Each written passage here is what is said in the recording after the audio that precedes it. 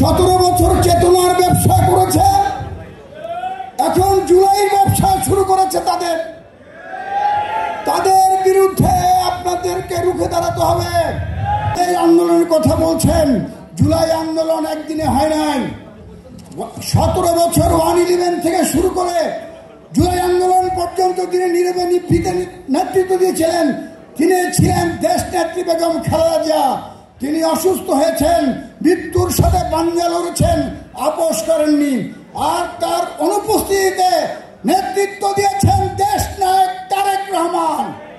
তার নেতৃত্বে, তার আদেশে আমরা এই চট্টগ্রামে সেই জুলাই যোদ্ধা হিসেবে আমরা সম্মুখ সারি।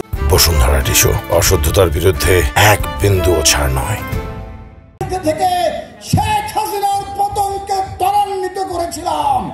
চট্টগ্রাম থেকে প্রথম শাহাদাত বরণ করেছিলেন ছাত্রদল নেতা ওয়াসিম আকরাম।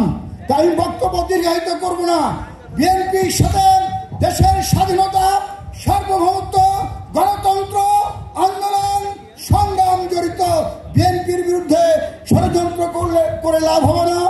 আসুন আগামী নির্বাচনে দেশ নায়ক তারেক রহমানের নেতৃত্বে দেশে একটি সুষ্ঠু নির্বাচন করার জন্য তত্ত্বাবধায়ক সরকারের কাছে, এই অন্তর্বর্তীকালীন সরকারের কাছে আমরা দাবি করছি, ইনশাল্লাহ আগামী নির্বাচনে দেশ নায়ক তারেক জিয়ার নেতৃত্বে সারা দেশে বিএনপি বিশাল জয়লাভ করবে।